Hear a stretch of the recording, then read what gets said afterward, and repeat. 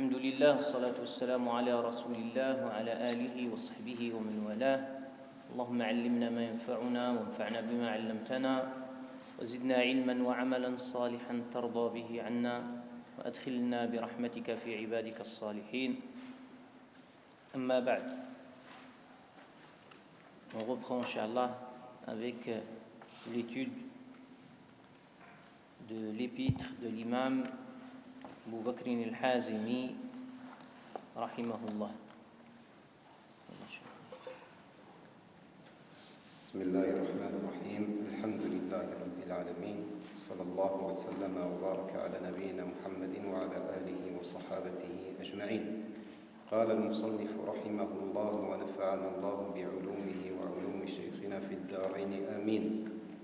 ثم اعلم أن لهؤلاء الأئمة مذاهب في كيفية استنباط مخارج الحديث نشير إليها على سبيل الإيجاز، وذلك أن مذهب من خرج الصحيح أن يعتبر حال الراوي العدل في مشايخه وفي من روى عنهم وهم ثقات أيضا، وحديثه عن بعضهم صحيح ثابت يلزمه إخراجه، وعن بعضهم مدخول لا يصلح إخراجه إلا في الشواهد والمتابعات، وهذا باب فيه غموض، وطريقه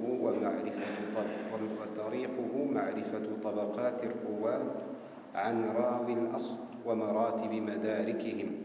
ولنوضح ذلك بمثال، وهو أن يعلم مثلا أن أصحاب الزهري على طبقات 5، ولكل طبقة منها مزية على التي تليها وتفاوت.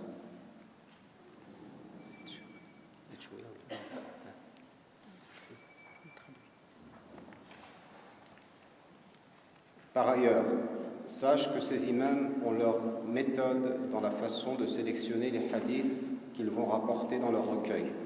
Nous allons y faire allusion de manière succincte. La méthode de celui qui rapporte des hadiths authentiques dans son recueil consiste à considérer la situation du transmetteur intègre parmi tous ses maîtres, ainsi que l'intégrité des autres transmetteurs desquels il rapporte le hadith qui sont également sûrs. Ces hadiths transmis par certains de ses maîtres sont authentiques et probants. Il se doit donc de les rapporter dans son recueil. D'autres, transmis par un second groupe, sont affectés et ne peuvent être rapportés que comme des témoins ou des concordances. Ce sujet reste flou. Pour le comprendre, il est nécessaire de connaître pour un transmetteur de base les différentes classes générationnelles de transmetteurs qui rapportent de lui, ainsi que leur niveau d'aptitude.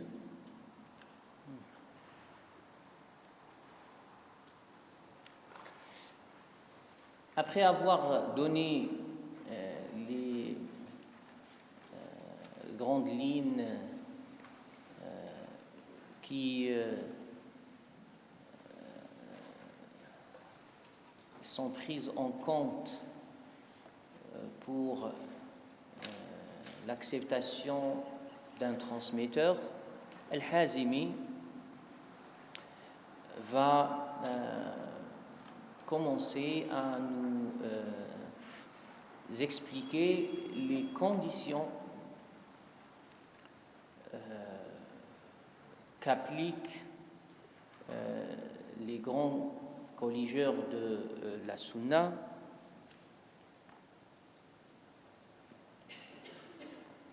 et il mentionne ici qu'ils ne sont pas tous d'accord sur ces conditions.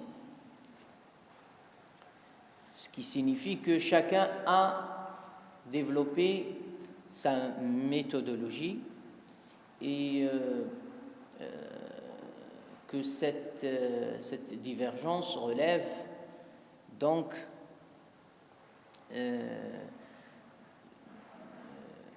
de points de vue différents sur l'importance, la priorité de telle ou telle condition exigée pour qualifier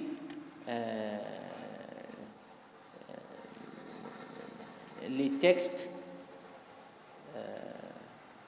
d'authentiques ou moins authentiques, voire faux.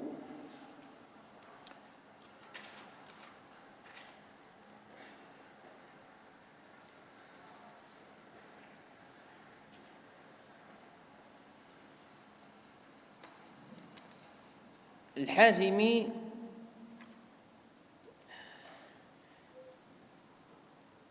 mentionne que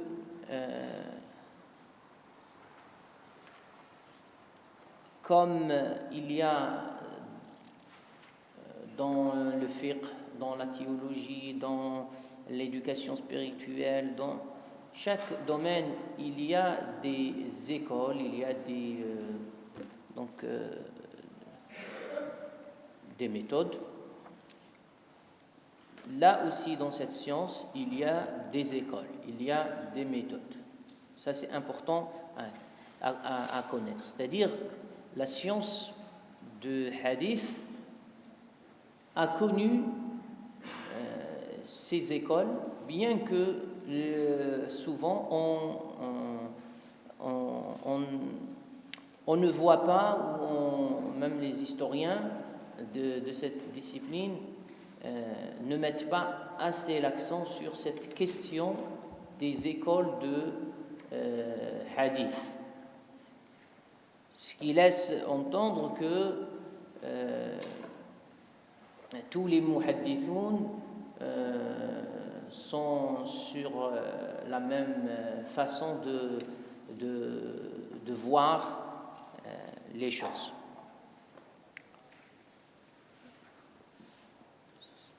D'où l'intérêt de souligner ce mot qu'il utilise en disant وَذَلِكَ أَنَّ مَذْهَبَ مَنْ خَرَّجَ الصَّحِيحِ, c'est-à-dire à quoi adhère celui qui s'impose dans son ouvrage de ne rapporter que ce qu'il considère comme authentique, bien qu'il peut ne pas l'être. Ce qui importe, c'est de savoir ce qu'il en pense lui, c'est-à-dire ce grand muhaddith comme le Bukhari ou Muslim, lorsqu'il il collecte les hadiths, il les a introduits dans ce qu'il a introduit dans son ouvrage, c'est uniquement les hadiths qu'il considère, lui, comme respectant ses critères. Et donc, ces savants, muhaddithoun, prennent en compte, selon leurs critères à eux, donc on va voir, le transmetteur, la classe supérieure, au sens ses maîtres, et la classe inférieure, c'est-à-dire ses élèves. Et ces critères s'appliquent donc à ces trois classes, pour chaque maillon de la chaîne de transmission.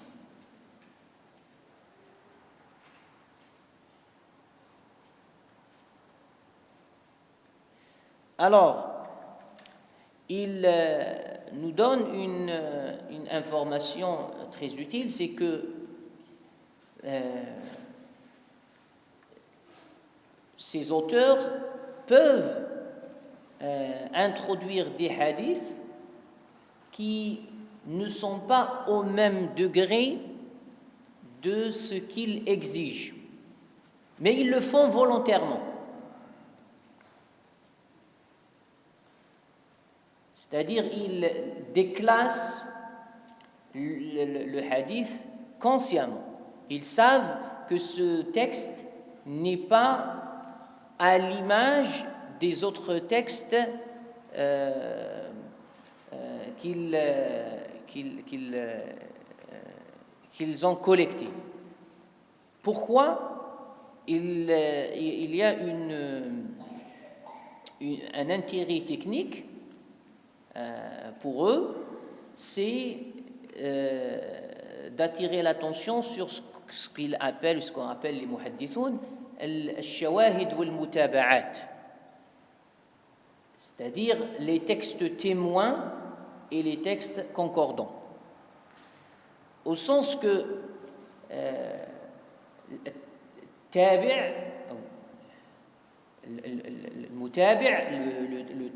le texte concordant, il n'est pas voulu ou il n'est pas cité pour lui, il est cité pour un autre texte. Il appuie un autre texte et donc il le renforce et il donne une indication parce qu'il le rejoint dans un des transmetteurs, c'est-à-dire dans la chaîne de transmission du premier texte, qui laissait entendre que c'était un texte isolé, par exemple, qu'un des transmetteurs seulement l'a rapporté. Alors que par le biais de ce deuxième texte qui n'est pas vraiment à la hauteur de l'autre au niveau de l'authenticité, on va savoir qu'il n'est pas seul, il n'est pas isolé, ce transmetteur fiable, mais il y a d'autres qui ont rapporté le même texte, bien qu'ils ne sont pas à sa hauteur. Et donc c'est ça le mutabi'. Et donc le contenu du texte est le même dans sa lettre, mais c'est la chaîne de transmission qui diffère au niveau de la qualité du transmetteur. Le témoin, c'est un autre texte différent dans la chaîne de transmission, différent dans sa lettre, mais qui rejoint le premier texte dans son sens. Et donc, ça sert aussi d'appui.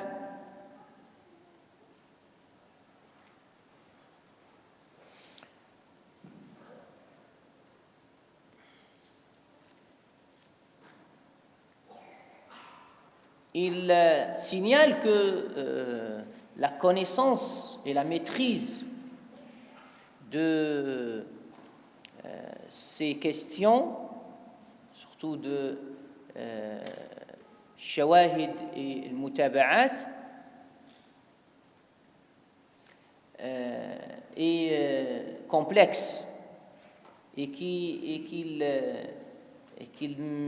nécessite une vraie connaissance des différentes classes des transmetteurs et les points de connexion entre les textes.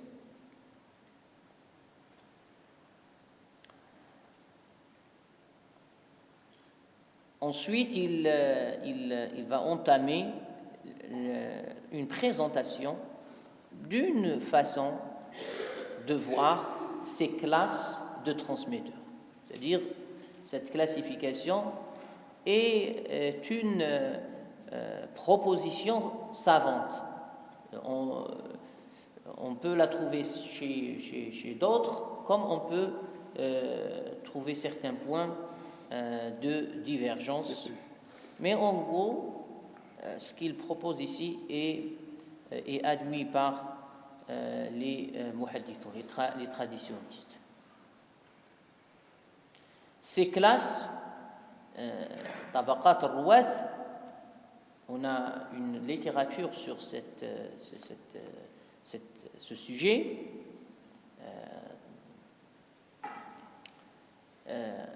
Tabaqat al-huffaz par exemple, al-Dhahabi, rahimahullah, qui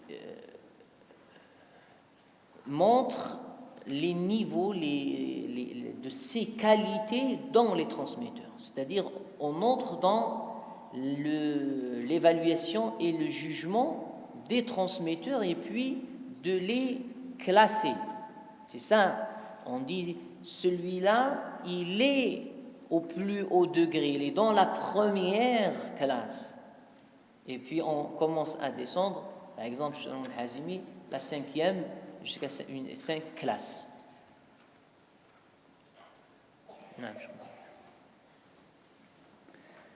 ولنوضح ذلك بمثال، وهو أن يعلم مثلا أن أصحاب الزهري على طبقات 5، ولكل طبقة منها مزية على التي تليها وتفاوت، فمن كان في الطبقة الأولى فهو الغاية في الصحة، وهو غاية مقصد البخاري.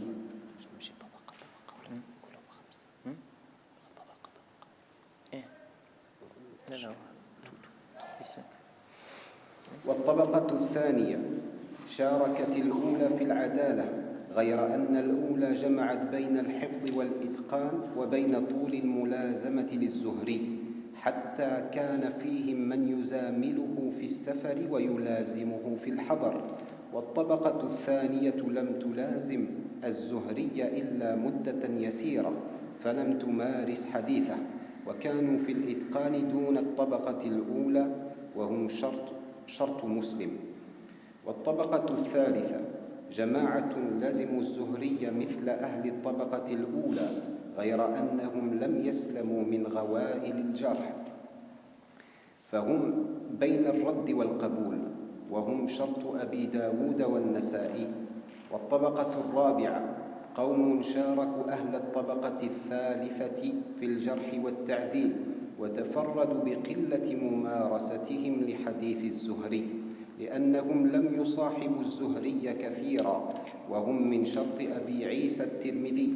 وفي الحقيقة شرط الترمذي أبلغ من شرط أبي داود، لأن الحديث إذا كان ضعيفا أو مطلعه من حديث أهل الطبقة الرابعة فإنه يبين ضعفه وينبه عليه، فيصير الحديث عنده من باب الشواهد والمتابعات، ويكون اعتماده على ما صح عند الجماعة. وعلى الجملة فكتابه مشتمل على هذا الفن، فلهذا جعلنا شرطه دون شرط أبي داود. والطبقة الخامسة نفر من الضعفاء والمجهولين، لا يجوز لمن يخرج الحديث على الأبواب أن يخرج حديثهم إلا على سبيل الاعتبار والاستشهاد، وهم عند أبي داود فمن دونه، فأما عند الشيخين فلا.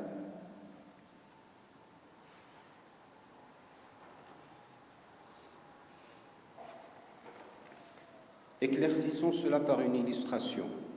Il faut par exemple savoir que les élèves d'Az-Zuhri forment 5 classes. Chacune d'entre elles se distingue de la façon suivante, par des spécificités et des écarts. La première classe rassemble des élèves qui sont au sommet de l'authenticité. Ils constituent l'objectif visé par le Bukhari. La seconde classe s'accorde avec la première sur l'intégrité, mais elle se distingue de celle-ci sur 2 points, la mémorisation et la maîtrise, ainsi que le temps passé auprès d'Al-Zuhri. Certains élèves de la classe précédente l'accompagnaient durant ses voyages et le fréquentaient assidûment quand il était chez lui, alors que ceux de la seconde classe n'ont passé que très peu de temps auprès de lui. Ils ne se sont donc pas exercés à son hadith.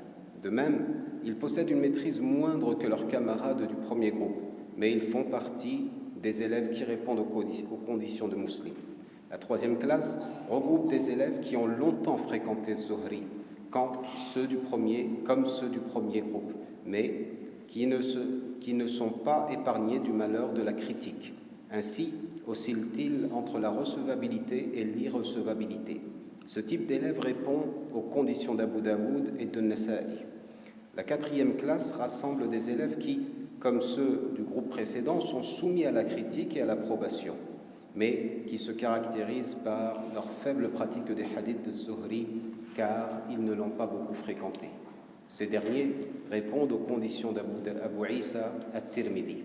En réalité, les conditions de Tirmidhi surpassent celles d'Abu Daoud. En effet, quand le hadith est faible ou que son début est rapporté par un élève de la 4e classe, Tirmidhi met en évidence sa faiblesse et attire l'attention sur ce point. Pour lui, un tel hadith appartient donc aux témoins et aux concordances, et il ne se basera que sur les hadiths jugés authentiques par le groupe de spécialistes. De façon générale, c'est le style de son recueil. C'est pourquoi nous avons mentionné sa méthode après celle d'Abu Daoud. La 5e classe contient un groupe d'élèves faibles et inconnus dont il est interdit à celui qui rapporte des hadiths dans un recueil classé par chapitre de le faire de leur part, sauf pour la considération ou le renforcement d'autres hadiths. Ce type de transmetteur se retrouve chez Abu Daoud et ceux qui viennent après lui, mais pas chez les 2 maîtres.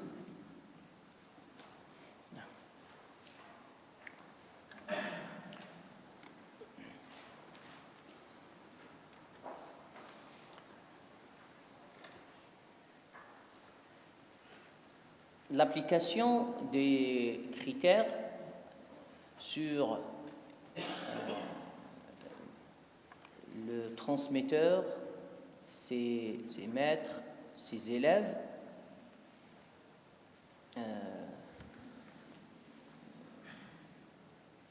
conduit à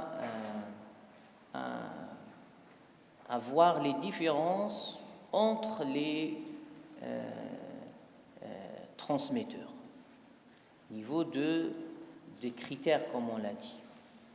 Et l'exemple que cite ici Al-Hazimi concerne Ibn Shihab az-Zuhri, rahimahullah, qui est connu, qui est fiable, et qui a eu beaucoup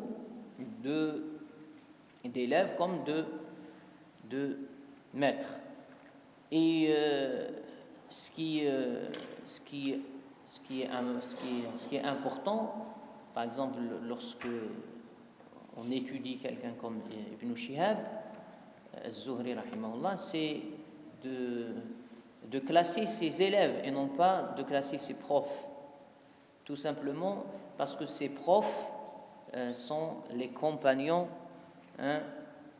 et donc c'est un tabi'i, et les muhaddithoun s'accordent sur la fiabilité des compagnons du prophète sallallahu alayhi wa sallam dans la transmission. C'est-à-dire ceux qui ont transmis, lorsqu'ils transmettent, ils sont fiables systématiquement. Donc, ils ne sont jamais remis en question quant à leur honnêteté, leur intégrité. Et cela est un des traits qui distinguent la position sunnite des autres positions doctrinales. C'est-à-dire que le sunnisme, les savants sunnites, ne remettent pas en question l'intégrité des compagnons du prophète sallallahu alayhi wa sallam. Ça ne veut pas dire que les compagnons ne commettent pas d'erreurs ou qu'ils ne peuvent pas commettre des péchés. Mais sur la question de la transmission, comme on a dit, ce n'est pas tous les compagnons qui ont transmis, mais ceux qui figurent dans ce qu'on appelle makhraj, c'est-à-dire l'issue du hadith, ces compagnons sont tous fiables, et donc la recherche et l'enquête s'opèrent à un autre niveau. C'est le niveau des classes après les compagnons du prophète sallallahu alayhi wa sallam. C'est-à-dire l'enquête sur les compagnons ne se fait pas dans la science du hadith. C'est une question qui est débattue, qui est étudiée dans les usul, dans deux autres sciences, en l'occurrence les usul al-fiqh et les usul al-din, la théologie.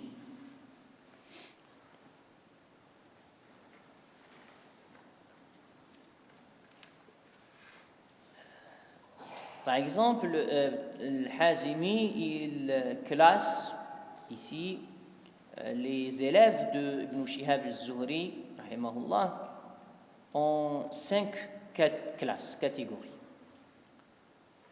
La première, qui est au plus haut degré de rigueur et d'authenticité, c'est-à-dire que les critères s'appliquent à cette catégorie de la meilleure des façons. Et cette première catégorie que vise Al-Bukhari lorsqu'il rapporte d'Ibn Shihab az-Zuhri, c'est là où vous allez comprendre que les ouvrages ne se valent pas.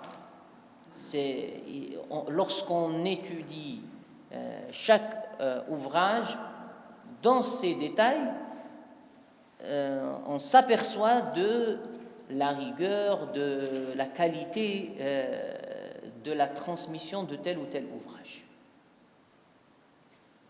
Donc, qu'on met au plus haut degré le Bukhari ne vient pas, ce n'est pas arbitraire. C'est parce que lorsqu'on a étudié le Bukhari, on a remarqué que le Bukhari, par exemple, sur cet exemple, il ne va pas aller à la deuxième classe ou la troisième classe, mais il va viser la première classe des élèves de Ibn Shihab az-Zuhri.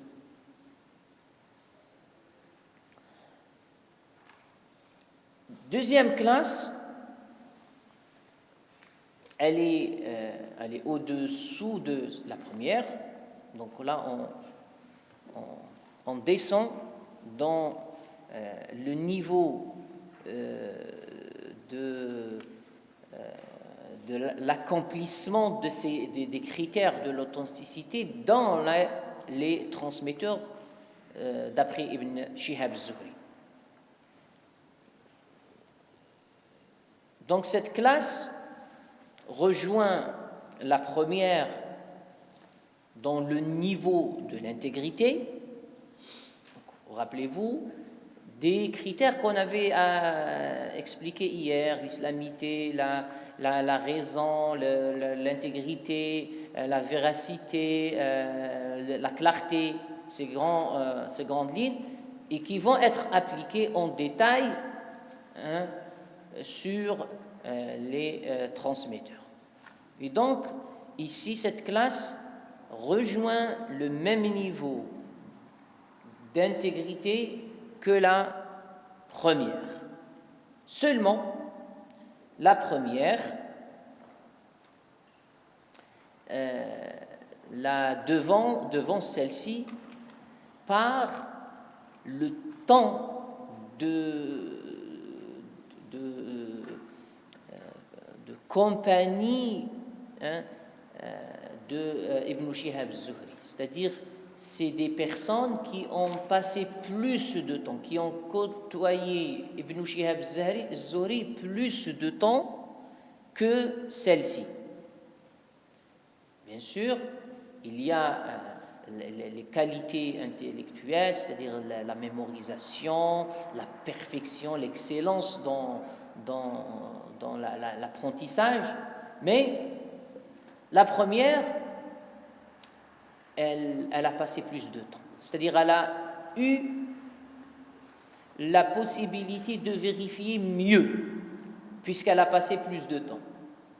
Elle peut avoir entendu la chose finale de Ibn Shihab az-Zuhri. Donc, il y a cette question du temps, ce critère prend son importance dans la classification.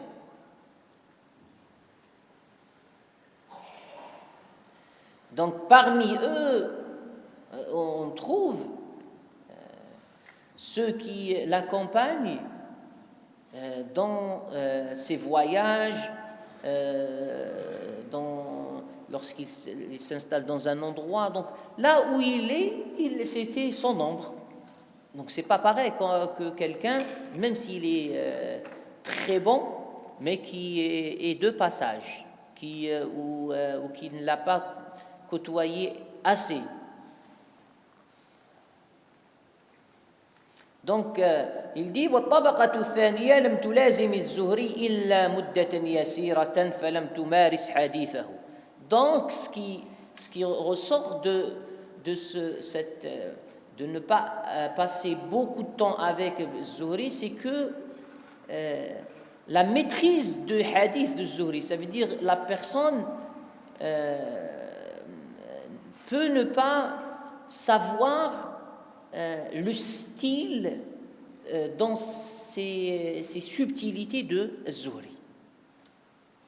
Mais quelqu'un, c'est comme, imaginez-vous, tu connais quelqu'un, tu vis avec quelqu'un, lorsqu'on t'apporte qu'il a dit telle chose, si la chose, ce qui a été rapporté peut te heurter, et tu dis non, c'est impossible, c'est pas son style du tout. Pourquoi? Parce que tu le connais assez pour remettre ça en question. Mais quelqu'un qui est de passage, qui n'est même s'il est intelligent, s'il a une bonne mémoire, s'il est intègre, tout ce que vous voulez, mais qui ne connaît pas bien la personne,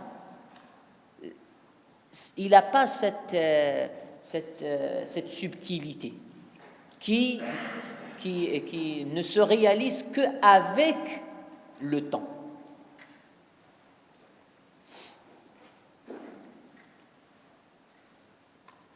Alors, Muslim accepte cette classe. Et donc, il est plutôt dans cette classe de transmetteurs. Donc, il descend d'un cran par rapport à Al-Bukhari.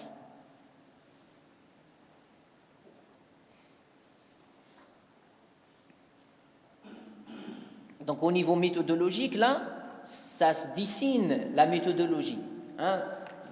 Que Bukhari donc vise la première classe, alors que, par exemple, le Muslim, il ne se limite pas à la première classe. Bien sûr, s'il la trouve, c'est bon, mais ce n'est pas une exigence.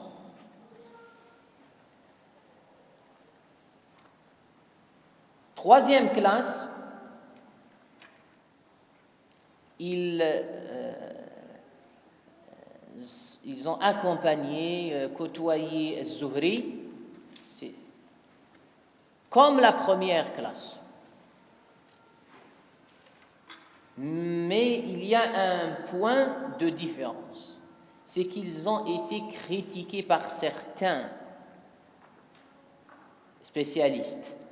Quand on dit critiquer, c'est pas les gens, on va dire ordinaires ou l'appréciation populaire, on n'est pas du tout. On est vraiment dans le corps des spécialistes. Donc il y a des spécialistes qui ont fait de leur enquête et qui ont eu des critiques à l'égard de ces transmetteurs qui sont d'un haut niveau.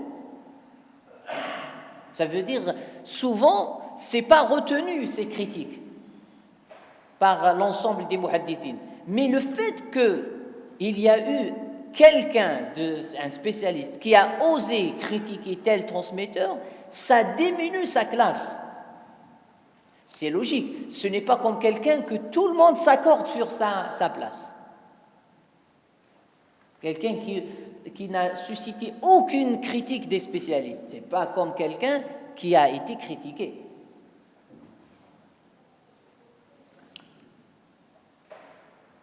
Alors, ces transmetteurs, par exemple de Ibn Shihab, figurent chez Abu Daoud ou Al-Nasa'i. Donc l'ouvrage de Abu Daoud et l'ouvrage de Nasa'i peuvent contenir ces transmetteurs.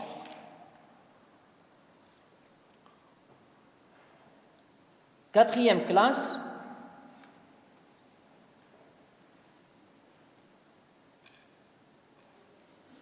les transmetteurs qui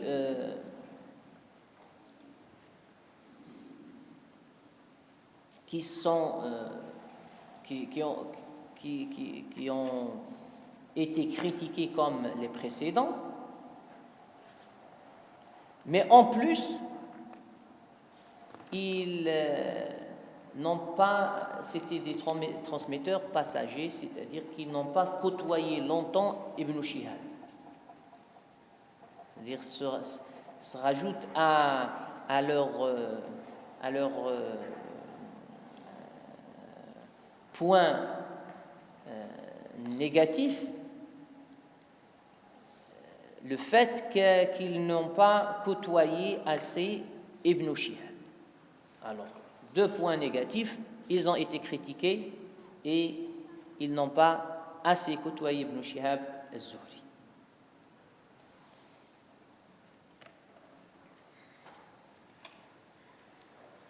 Donc, ces transmetteurs, on peut les trouver chez At-Tirmidhi. Il dit وهم من شرط أبي عيسى الترمذي.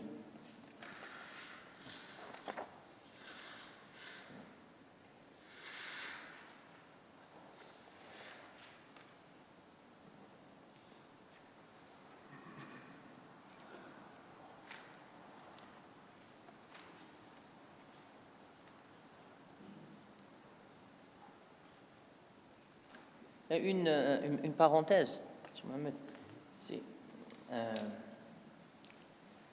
Il y a un hadith où quelqu'un, on a parlé du kunya, ici c'est Abu Isa. Il y a un hadith où quelqu'un s'est surnommé, avait cette kunya de Abu Isa. Et le prophète sallallahu alayhi wa sallam n'a pas aimé. Il lui a dit Isa la abalah. Isa la abalah. C'est-à-dire le prophète sallallahu alayhi wa sallam lui a déconseillé cette kunya parce que Isa n'avait pas de père. Ça m'a rappelé le min sharti Abi Isa Tirmidhi. Donc je ne sais pas si Tirmidhi connaissait le hadith ou il ne le connaissait pas.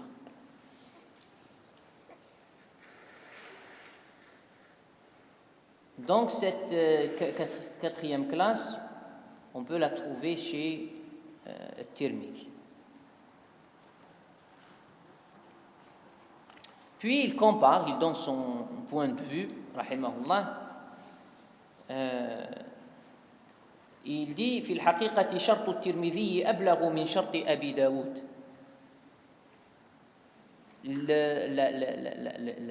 L'exigence de Tirmidhi est plus forte que celle de Abu Daoud. C'est-à-dire,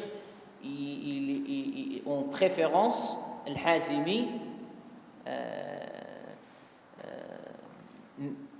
classe Jami' Tirmidhi avant Abi Daoud, Sunan Abi Daoud. Et la raison, il dit لأن الحديث إذا كان ضعيفا أو مطلعه من حديث أهل الطبقة الرابعة فإنه يبين ضعفه وينبه عليه.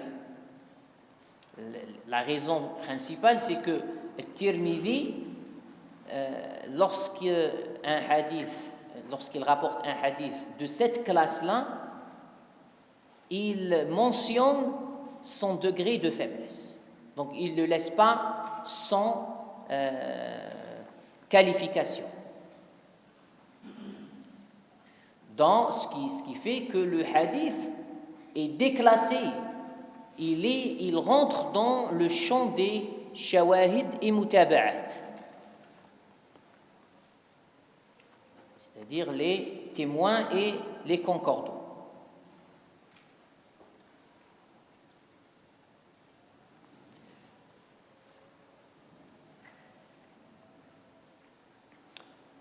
Tirmidhi a une qualité importante, c'est qu'il signale les vices qui peuvent être dans les textes, dans les chaînes de transmission, et beaucoup de savants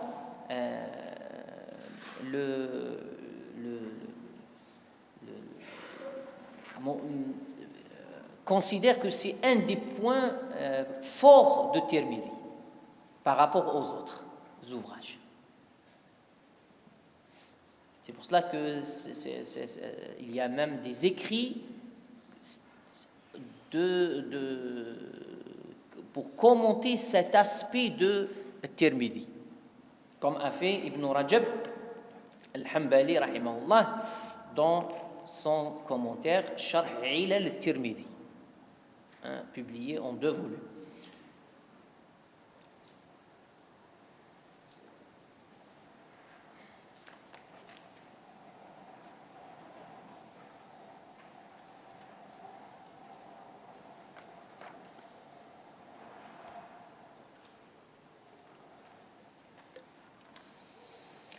Tirmidhi, souvent lorsqu'il commence un chapitre, il rapporte les hadiths qui sont étranges. Et certains l'ont critiqué pour ça, mais en vérité, c'est pas une mauvaise chose. C'est pas une bonne critique, parce que elle aurait été bonne si le Tirmidhi n'aurait pas cité, ne l'aurait pas commenté, n'aurait pas montré les vices de ces textes. Donc, ce qui importe, c'est que lorsqu'il rapporte ces textes, il donne des informations très utiles qui vont servir même ailleurs. Donc c'est pour cela que j'ai dit c'est un de ses points forts et non pas de ses points faibles. Rahimahullah.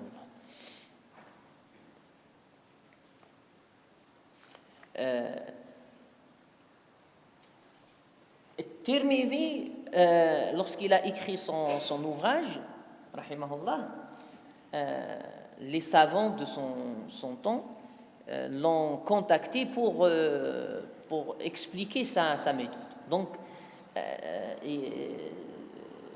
surtout les Mécois, et il a écrit une lettre aux Mécois où il a détaillé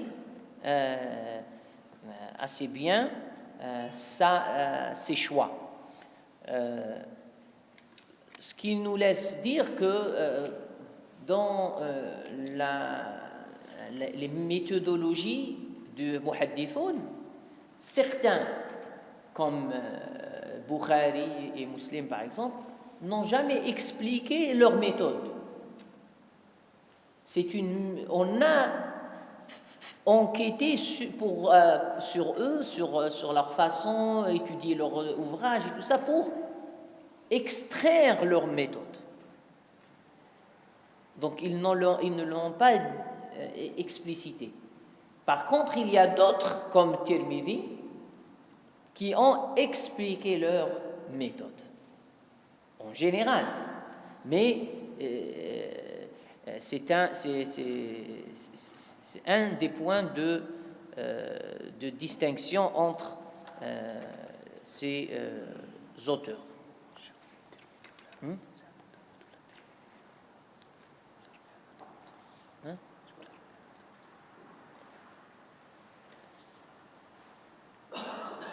J'ai cité pardon, pour la question des Mécois. Des Mécois, c'est Abu Daoud radiyallahu anhu, c'est pas Tirmidhi. Mais Tirmidhi aussi, puisqu'il explique les ilal, il explique Donc, ces deux colligeurs, ils nous ont facilité la connaissance de la méthodologie, de leur propre méthodologie. Par contre, le Bukhari et Muslim, c'est autre chose. Non.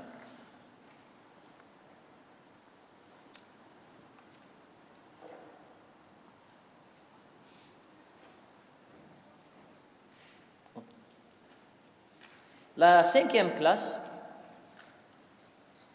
c'est des transmetteurs faibles ou bien des inconnus.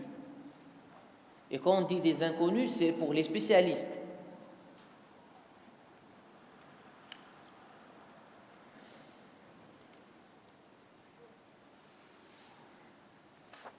Donc ces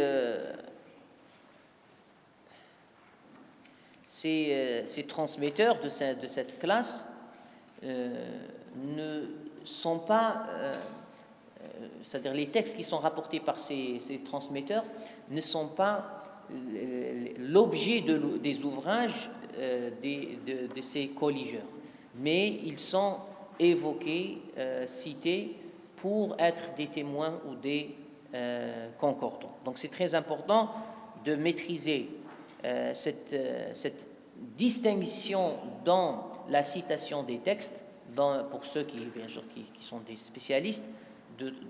C'est pour cela qu'on dit à nos jeunes, c'est pas parce que le hadith il est dans Muslim par exemple, ou dans Abu Daoud ou dans Tirmidhi, que tu vas juger que c'est le hadith du prophète sallallahu alayhi wa sallam, il est authentique et tu vas. Même l'auteur n'a pas dit cela. Donc on voit bien ici qu'on peut évoquer des hadiths faibles, c'est-à-dire il est conscient qu'ils sont faibles, il les introduit dans son ouvrage, mais parce qu'ils ont une autre utilité technique, c'est-à-dire il nous rend un service aux spécialistes pour faciliter le travail. Mais quelqu'un qui va prendre l'ouvrage et penser se suffire par lire des textes du prophète sallallahu alayhi wa sallam puis les appliquer, il va faire que des dégâts.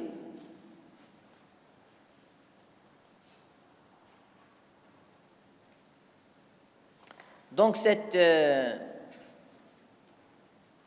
5e classe ne figure pas du tout dans le Bukhari et Muslim. Par contre, peut figurer chez Abu Daoud, Nasa'i et Tirmidhi. Non.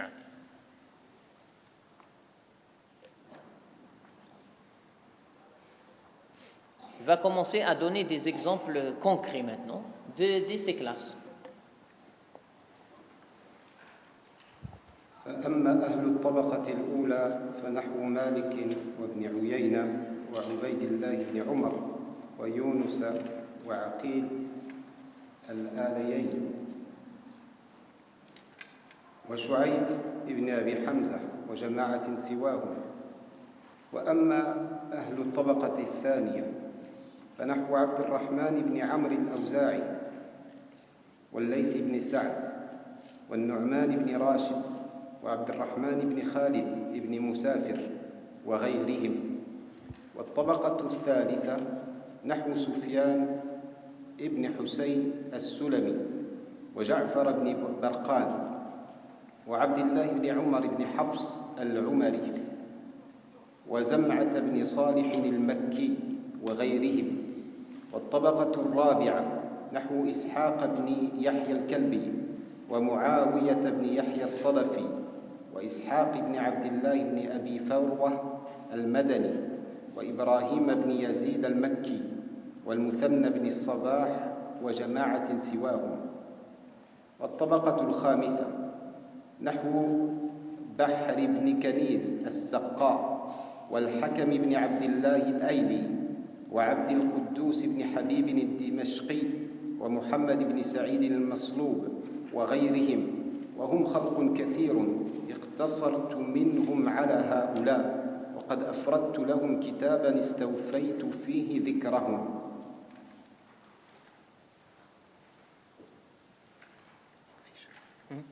Non. Parmi les noms figurant dans la première classe, il y a Malik ibn Uyayna, Ubaydullah ibn Umar, Yunus, Aqil de Ayla, Shu'aib ibn Abi Hamza et bien d'autres. Pour la seconde classe, on trouve Yunus et Aqil de Ayla. Mais les deux sont de Ayla. Les deux sont de Ayla. Yunus et Aqil de Ayla, Shu'aib ibn Abi Hamza et bien d'autres. Pour la seconde classe, on trouve Abdurrahman ibn Amr al-Awza'i, Al-Layth ibn Sa'd, Al-Nu'man ibn Rashid, Abdurrahman ibn Khalid ibn Musafir et d'autres. Pour la Donc, remarquez ici, par exemple, parmi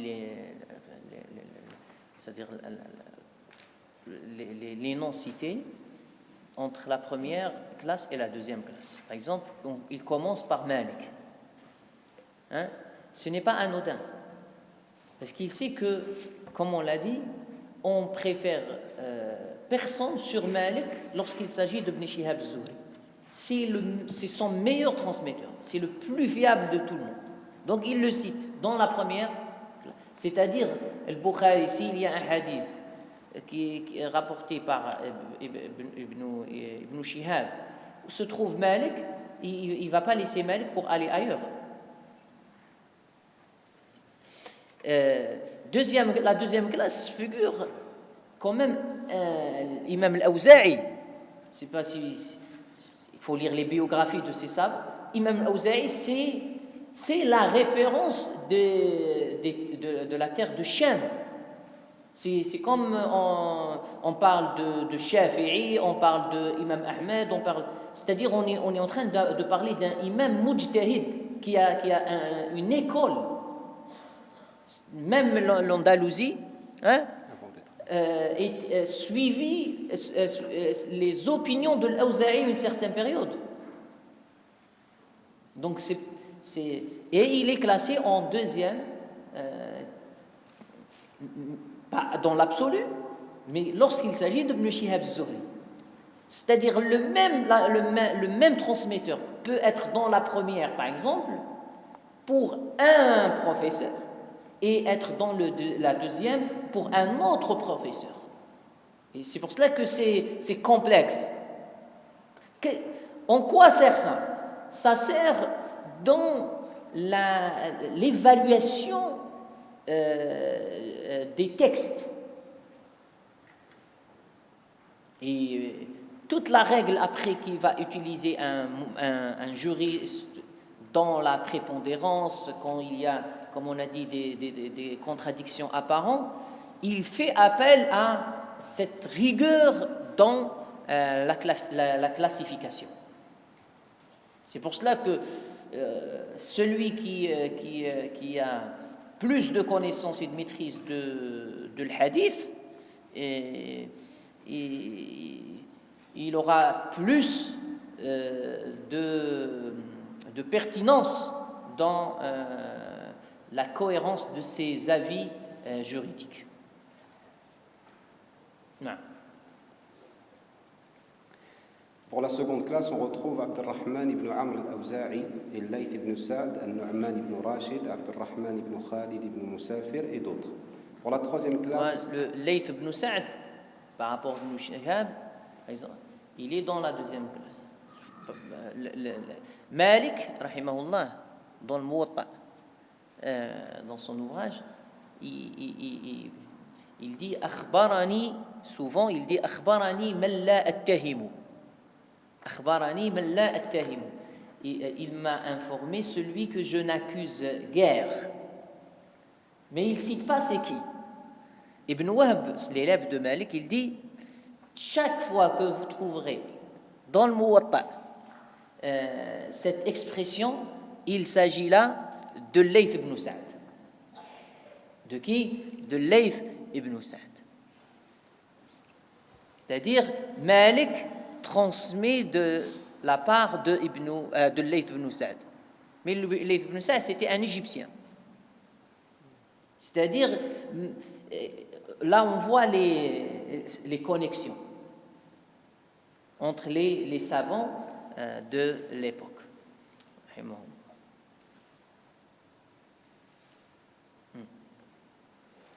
Pour la troisième classe, on retrouve Soufiane ibn al-Hussein al-Sulami, Ja'far ibn Barqan, Abdullah ibn Omar ibn Hafs al-Umari, Zam'a ibn Salih al-Makki et d'autres. Pour la quatrième classe, on retrouve Ishaq ibn Yahya al-Kalbi, Muawiya ibn Yahya al-Sadafi, Ishaq ibn Abdullah ibn Abi Farwa al-Madani, Ibrahim ibn Yazid al-Makki, al-Muthanna ibn Sabah et d'autres. Pour la cinquième classe, on retrouve Bahr ibn Kaniz, al-Saqqa, al-Hakam ibn Abdullah al-Ayli, Abdul Quddus ibn Habib al-Dimashqi, Muhammad ibn Sa'id al-Masloub et d'autres. Je me limite ici à ces quelques noms, bien qu'ils soient très nombreux, sachant que j'ai consacré un ouvrage à cette classe et dans lequel je présente une liste exhaustive de ces personnes.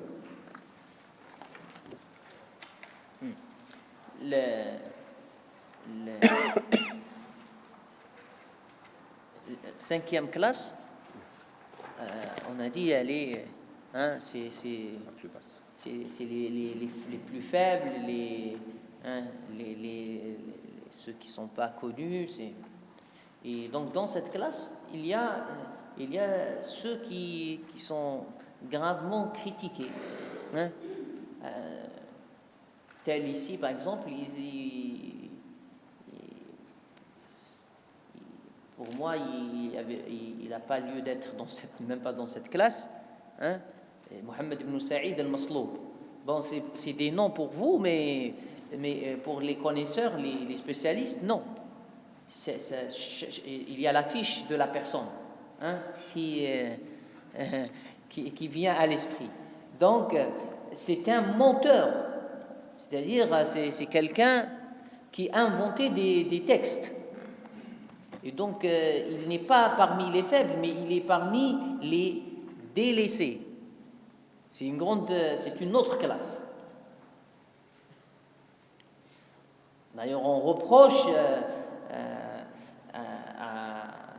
et donc ça diminue de la valeur d'un ouvrage, d'une chaîne de transmission, que dans sa chaîne de transmission figure une personne comme ce Mohammed ibn Sa'id al-Masloub.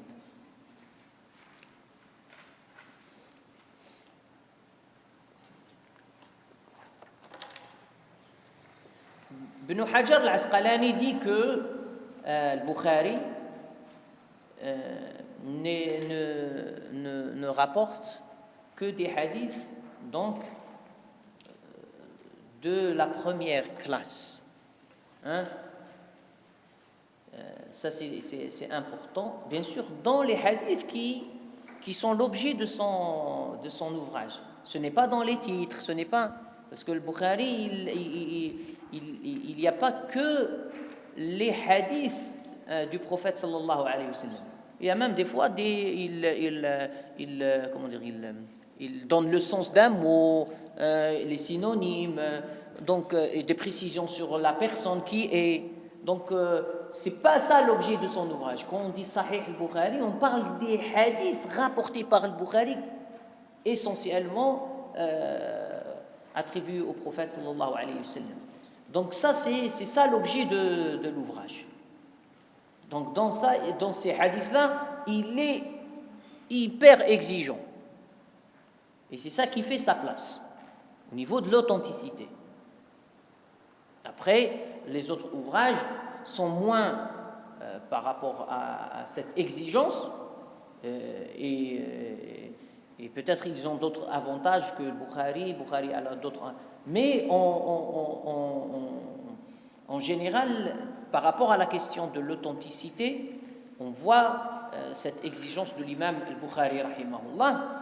Et quand il cite ce qu'on appelle hadith al-mu'allaq, c'est-à-dire des fois il rapporte des hadiths sans citer la chaîne de transmission totalement. Donc il cite que les dernières personnes qui va transmettre le hadith. Ça veut dire c'est pour écourter. C'est pour écourter, il fait cela. Et là, puisqu'il n'est pas dans l'essentiel de son ouvrage, il peut baisser un peu l'exigence pour la deuxième classe. Donc même pour ça, on voit qu'il reste. C'est pour cela que beaucoup de traditionnistes, surtout les tardifs, considèrent que les mu'allaqat de Bukhari, si il les exprime par un style direct, c'est-à-dire il dit tel a dit que le prophète sallallahu alayhi wa sallam, donc c'est de l'authentique. S'il utilise un style indirect, cela nécessite plus une vérification, mais là aussi, il penche après étude pour dire que cela aussi relève de l'authentique. Donc on voit que le Bukhari n'a pas pris cette place sans raison. Rahimahullah. Et cette méthode de classification des transmetteurs, tous on va dire, les points de diffusion du savoir, parce que c'est des pôles. On a fait des listes. On va voir que à Médine, comme on a dit par exemple les 7 grands savants de Médine, le savoir va tourner sur ces grands spécialistes. Et donc, chaque grand maître, on va établir ces classes de transmetteurs. Ainsi, on fera pour l'A'mash, pour Nafi', pour Qatada, donc tous les grands maîtres, on va établir ces listes et classer les transmetteurs, et de cette façon on arrive à évaluer la qualité des textes.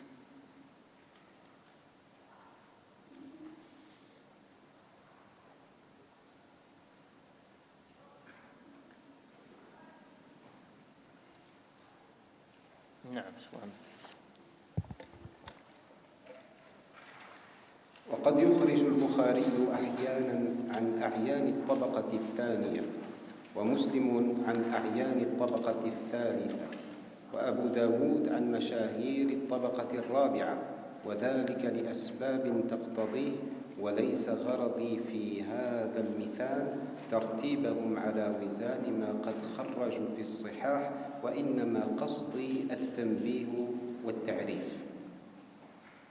وعلى هذا يعتذر لمسلم في إخراجه حديث حماد بن سلمة، فإنه لم يخرج إلا رواياته عن المشهورين نحو ثابت البناني وأيوب السختياني، وذلك لكثرة ملازمته ثابتا وطول صحبته إياه، ثم بقيت صحيفة ثابت على ذكره وحفظه بعد الاختلاط كما كانت قبل الاختلاط. وأما أحاديثه عن آحاد البصريين فإن مسلما لم يخرج منها شيئا لكثرة ما يوجد في رواياته عنهم من الغرائب، وذلك لقلة ممارسته لحديثهم.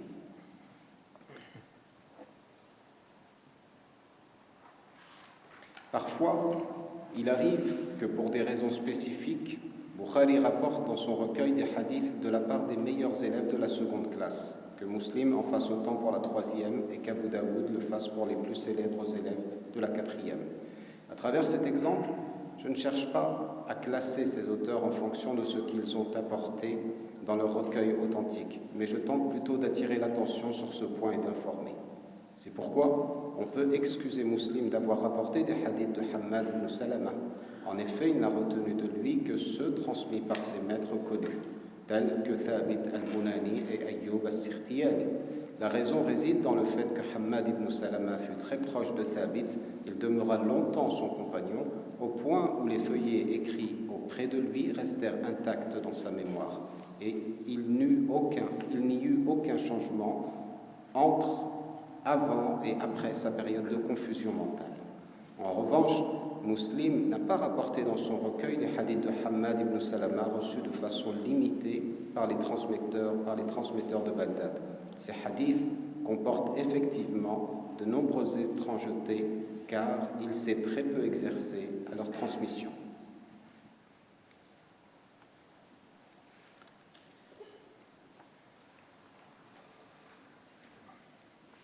Il est prudent de la part de Al-Hazimi de signaler ici que ce qu'il a exposé n'est pas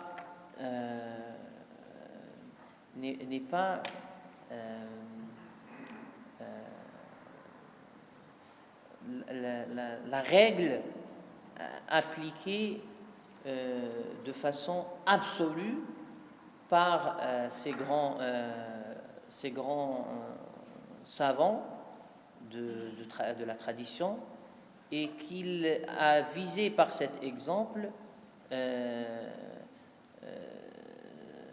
d'attirer l'attention vers leur façon de faire, vers l'information de ce qui est leur méthodologie. Donc c'est un exemple à ne pas généraliser de façon donc absolue. Pourquoi on dit ça? Parce que par exemple, lorsqu'on a parlé de la première classe, qui est une classe d'excellence, et on a dit que le Bukhari, par exemple, vise cette classe, et qu'il peut rapporter des hadiths qui sont de la deuxième classe ou même de la troisième classe, s'ils sont des mu'allaqat, c'est-à-dire la chaîne de transmission n'est pas écourtée, pour faire court.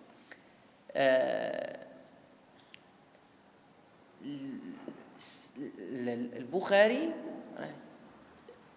exige ça en général, c'est-à-dire ceux desquels il rapporte, il est exigeant mais il lui arrive qu'on trouve dans Sahih al-Bukhari, et c'est là où vient le travail des spécialistes, quelques transmetteurs, qui ne sont pas de la première classe. On a dit que entre la première et la deuxième, il y a une distinction. C'est le temps passé avec le maître. Et donc, si on sait que le Bukhari, il y a dans le hadith al-mu'an'an, c'est-à-dire quoi le hadith al-mu'an'an? Ça, c'est dans le mustalah, c'est dans la science de la terminologie qu'on étudie ça. Le hadith al-mu'an'an, c'est où le transmetteur dit d'après, mais il ne nous donne pas l'information du comment. Il n'explique pas comment il a reçu l'information. Donc, de quelle manière?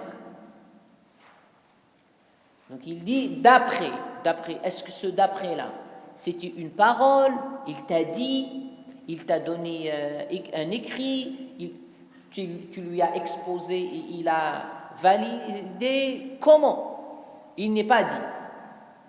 Donc, on appelle cette façon de transmettre, on dit l'an'ana, parce qu'il y a en langue arabe an, c'est-à-dire d'après, an.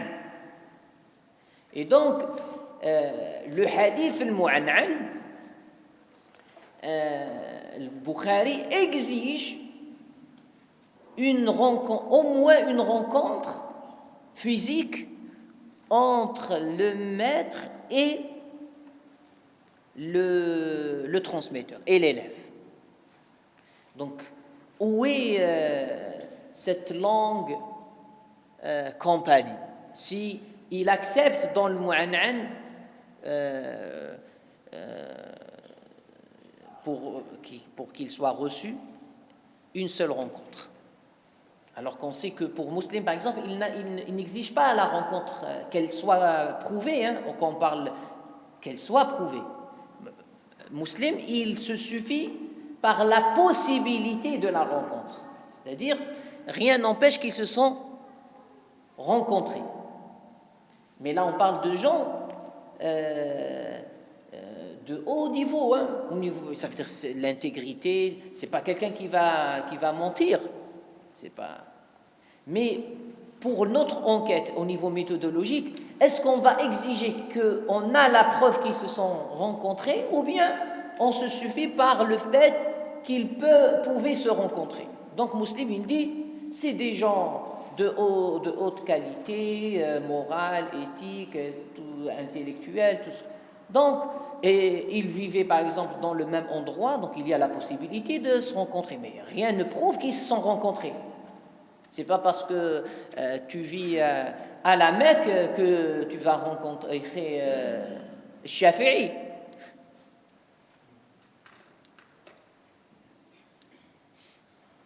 D'ailleurs, beaucoup de personnes, quand on allait visiter, en parenthèse, certains savants dans certains pays, pour ne pas trop donner d'indications, les gens qui habitaient à côté, ils ne savaient pas que c'était des grands savants.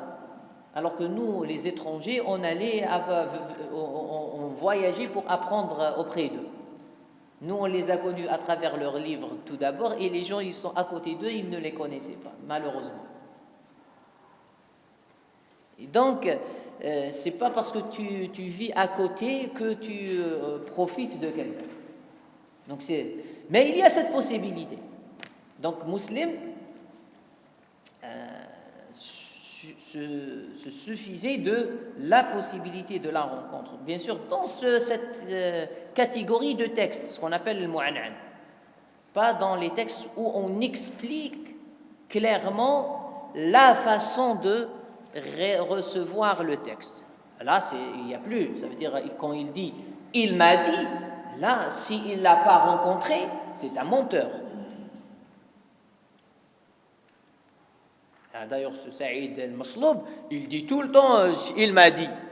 Mais on a démontré que c'est un menteur, qu'il n'a jamais rencontré la personne, qu'il n'a jamais...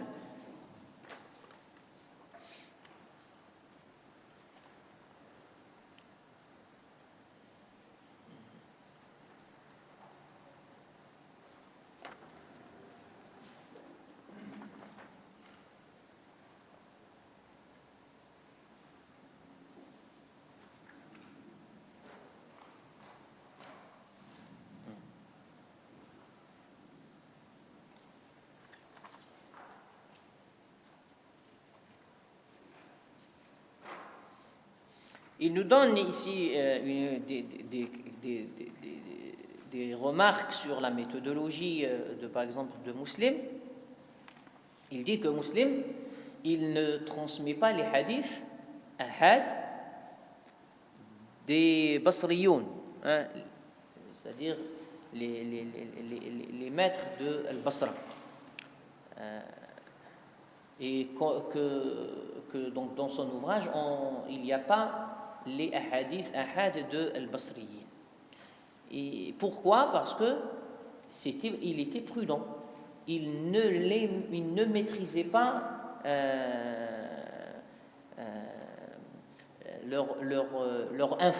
les informations qui circulaient d'après les Basriyoun. Et donc, il a fermé cette porte, rahimahullah, par prudence, pour ne pas transmettre. Et donc, c'est l'exercice qui permet la bonne sélection. C'est pour cela qu'on a installé cette compréhension, on va dire, et cette règle qu'on ne peut pas être un muhaddith si on n'exerce pas le hadith.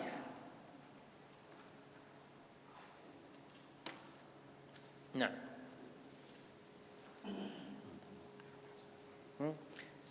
On s'arrête sur ce point, Inch'Allah, pour une pause.